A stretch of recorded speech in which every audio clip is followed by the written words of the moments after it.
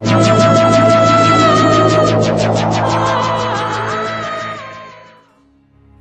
प्रदेश के मध्य भाग में चंबल और यमुना नदियों के दोआब में स्थित जनपद इटावा पूरे देश में अपनी एक अलग पहचान रखता है।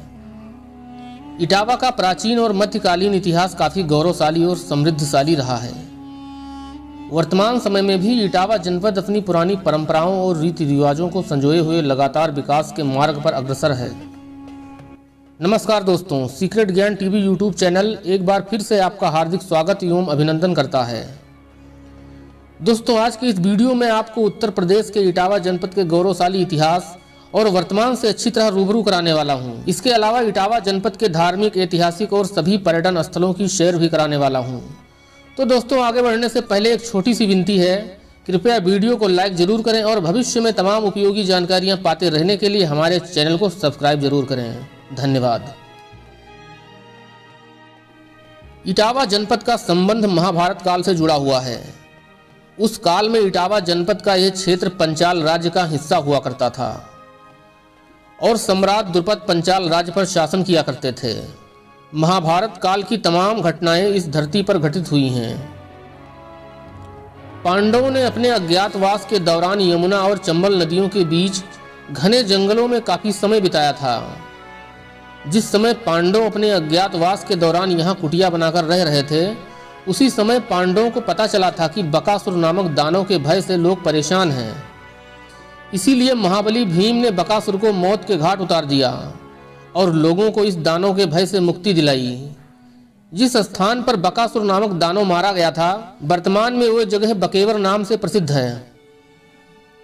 इटावा क्षेत्र का इतिहास वैदिक काल से पहले शुरू होता है। सिंधु सभ्यता का विस्तार केवल सिंधु घाटी में ही नहीं हुआ था, बल्कि भारत के अनेकों क्षेत्रों में भी हुआ था। उनमें से एक इटावा क्षेत्र भी था। जनपद के सफई गांव में तांबे से निर्मित औजार प्राप्त हुए हैं, जो सैंधव काल से संबंध रखते हैं। अगर आप इन तांबे के औजारों को देखना चाहते हैं तो आपको लखनऊ आना होगा, क्योंकि ये सैंधव कालीन औजार लखनऊ म्यूजियम में सुरक्षित रखे गए हैं। तमाम विद्वानों का मानना है कि इटावा का अस्तित्व पृथ्वी पर हजारों वर्षों से है। जब आर्यों ने अपने मूल निवास स्थान से आगे बढ़ना शुरू किया तो उनकी मार्गदर्शिका यमुना नदी थी। आर्यों की पसंदीदा नदियां सरस्वती और सिंधु थीं, लेकिन यमुना नदी की शुरुआत सरस्वती नदी के पास से ही होती थी। आर्य शुरुआती दौर में पशुपालन और खेती करते थे। उनको यमुना नदी के आसपास की हरियाली ने काफी प्रभावित किया, इसलिए वे आकर इटावा में बस गए। जैसा कि इटावा उस समय पंचाल प्रदेश का एक प्रमुख हिस्सा था, शतपथ ब्राह्मण में उल्लेखित है कि पंचाल प्रदेश के एक राजा ने इटावा के चकर नगर में अश्वमेध यज्ञ किया था। उत्तर वैदिक काल में आर्यों का प्रमुख केंद्र इटावा था।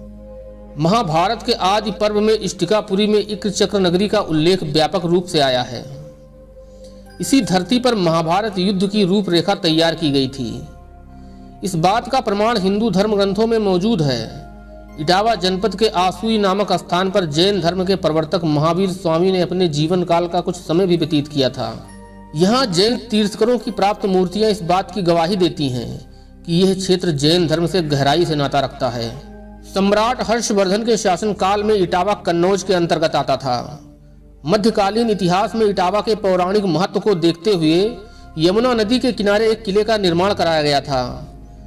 राजा जयचंद और मोहम्मद गौरी के बीच इटावा के इकदिल के मैदानों में एक भयंकर युद्ध लड़ा गया था, जिसमें जयचंद के सेनापति सुमेर शाह मारे गए थे।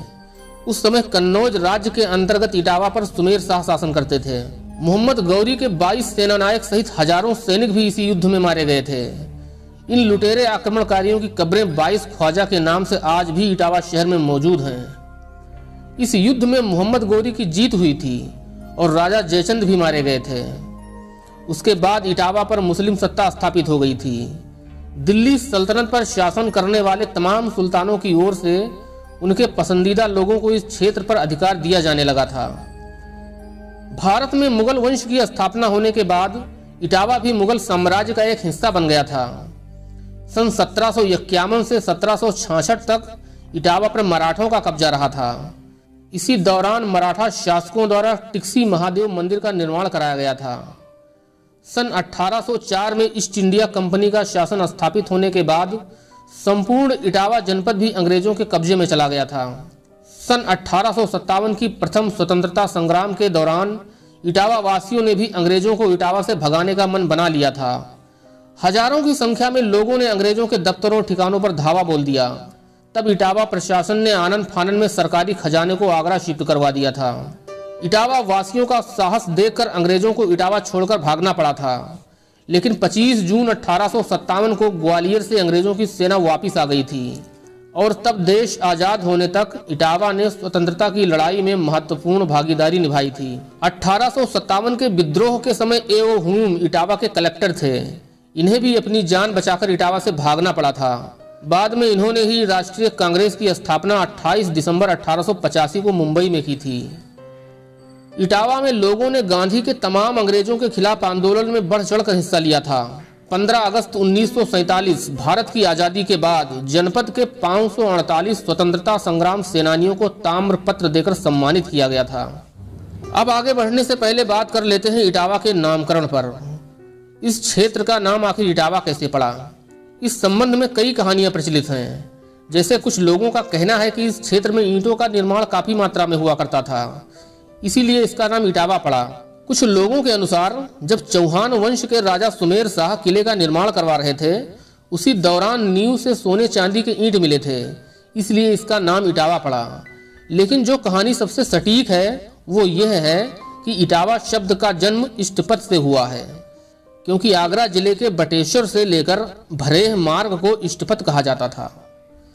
इन रास्तों के बीच में अनेकों शिव मंदिर स्थापित थे, इसलिए इस रास्ते का नाम इष्टपथ पड़ा, जो बाद में इष्टिकापुरी हो गया। इष्टिकापुरी शब्द का उल्लेख भविष्य पुराण में भी हुआ है, इसलिए इस क्षेत्र को इष्टिकापुरी कहा गया, जो बाद में बदलकर इटावा हो गया। आपको कौन सा मत सही लगता है, कमेंट में जाकर जरूर बताएं। उत्तर प्रदेश के 75 जनपदों में से एक इटावा अपने शानदार ऐतिहासिक पृष्ठभूमि और संस्कृति के कारण पूरी दुनिया में जाना जाता है। सन 1998 में इटावा जनपद का औरैया और बिधुना तहसील को लेकर एक नए जिले का निर्माण किया गया था, जिसे औरैया जनपद के नाम से जाना जाता है। प्राचीन समय से ही जिले का अधिकांश भूभाग ऊंची ऊंची मिट्टी के टीलों के रूप में ही रही हैं और इनमें झाड़ी जंगल रहे हैं। आज भी इन भूभागों को चंबल के बीढ़े के नाम से जाना जाता है। दशकों पहले इन्हीं चंबल के बीहड़ों में डाकुओं का बसेरा हुआ करता था। 2311 वर्ग किलोमीटर के क्षेत्रफल में फैले इटावा जनपद में 6 तहसीलें भरथना, सफई, जसवंतनगर, चकरनगर, इटावा व ताखा हैं, जबकि 8 विकासखंड जसवंतनगर, सफई, बसरेहर, टाखा, भरथना, महेवा, चकरनगर तथा इटावा हैं। यमुना तथा चंबल इस जनपद की 2 प्रमुख नदियां हैं, जो जनपद के दक्षिण एवं दक्षिण पूर्व भाग में बहती हैं। जनपद के दक्षिणी पूर्वी भाग में यमुना, चंबल, क्वारी, पहुज एवं सिंधु 5 नदियां एक साथ मिलती हैं। यह संगम पचनद के नाम से प्रसिद्ध है और यहीं पर भगवान भोलेनाथ की एक महाभारत कालीन प्राचीन मंदिर भी है, जो हिंदुओं का एक प्रसिद्ध तीर्थ स्थल भी है। सेंगर, अहनैया, पुरवा एवं सिरसा जैसी छोटी नदियां भी जनपद के अलग अलग भागों में प्रवाहित हो रही हैं। इटावा जनपद की अर्थव्यवस्था मुख्य रूप से खेती किसानी पर ही आधारित है। इसके अलावा इटावा में कई छोटे छोटे उद्योग भी संचालित होते हैं, जिसमें स्थानीय लोगों को आसानी से रोजगार मिल जाता है। फिर भी उत्तर प्रदेश के अन्य जिलों की तरह यहाँ भी बेरोजगारी की समस्या आम है। लोगों को रोजगार की तलाश में अन्य बड़े शहरों की तरफ जाना पड़ता है। 2011 की जनगणना के अनुसार जनपद की जनसंख्या 16 लाख से अधिक थी। इसमें 8 लाख से ज्यादा पुरुष और 7 लाख से ज्यादा महिला जनसंख्या थी। धार्मिक दृष्टिकोण से जनपद में 92.17% हिंदू व 7.20% मुस्लिम धर्म के लोग निवास करते हैं। जनपद की साक्षरता दर 79% के करीब है। 3,66,299 आबादी शहरी क्षेत्र एवं 12,15,511 आबादी ग्रामीण क्षेत्रों में निवास करती है। जनपद में कुल 692 गांव हैं और कुल ग्राम पंचायतों की संख्या 471 है। वहीं जनपद में 3 नगर पालिका परिषद इटावा, भरथना व जसवंत नगर हैं तथा 3 नगर पंचायत यकदिल, बकेवर तथा लखना हैं।